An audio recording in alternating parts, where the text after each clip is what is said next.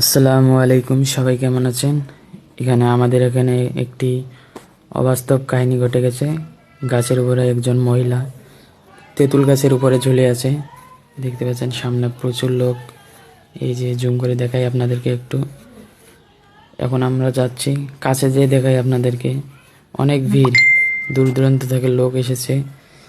এক হিন্দুদের এক বাড়ির মধ্যে বাসা হলো আনন্দবাজার, তা সম্পর্কে আমার চাচি হয়।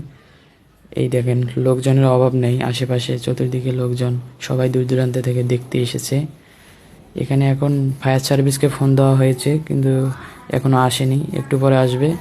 আপনারা দেখতেই থাকুন। রাত 10টার সময় নিখোঁজ হয়েছে তিনি। রাত 10টার সময় সবাই যখন ঘুমিয়েছিল তখন উধাও হয়ে গেছে। আর সকালে 7টার সময় সবাই দেখতে পায় গাছের মধ্যে ঝুলে আছে। গাছের মধ্যে বিভিন্ন অঙ্গি ভঙ্গি করছে তিনি। একবার দাঁড়া হচ্ছে, একবার তেঁতুল খাচ্ছে, সাথে সে আবার সুপারি নিয়ে গেছে, সুপারি খাচ্ছে আবার। এইদিকে লোকজনের অভাব নেই, মহিলা থেকে শুরু করে ছোট ছোট বাচ্চা, স্কুলের বাচ্চা, সবাই স্কুল ছেড়ে, মাদ্রাসার বাচ্চাগুলো সবাই চলে এসেছে। এখন আমরা অপেক্ষা করতেছি কতক্ষণে ফায়ার সার্ভিস আসে। ফায়ার সার্ভিস আসলে নামার চেষ্টা করা হবে তাকে।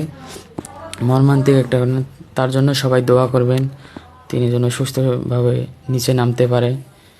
এইখানে অনেক ভিড়। সামনে সামনে এই যে মাদ্রাসার স্টুডেন্ট, এইদিকে আছে আরও আশেপাশে মহিলা আছে, এলাকার মহিলা, অন্য এলাকা থেকে মহিলা এসেছে, পুরুষ অনেকজন এসেছে। এখন দেখতে পাচ্ছেন উনি উপরে ওই যে শুয়ে আছে দেখা যাচ্ছে, একটু জুম করি, শুয়ে আছে। একটু পরে ফায়ার সার্ভিস আসলো বলে। কাহিনীটা হলো আনন্দবাজার রেলগেট সংলগ্ন রাস্তার সাথে পূর্ব দিকে যে রাস্তাটা, ওইখানে। এখন ওনার সাথে কথা বলা হয়েছে উপরে, ওই ফুটেজটা আমার কাছে ছিল না, ডিলিট হয়ে গেছে। ফায়ার সার্ভিস ওদের সাথে, ওই জিনের সাথে কথা বলছে।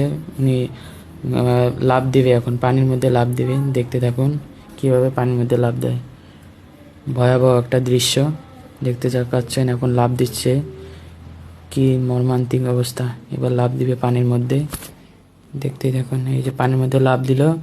এবার আমাদের এলাকার ভাই ব্রাদার, আমার মমতাজ ভাই, তার ছেলে, আমাদের এক চাচা, সবাই দৌড়ে পানির মধ্যে ঝাঁপ দিল তাকে উদ্ধার করার জন্য।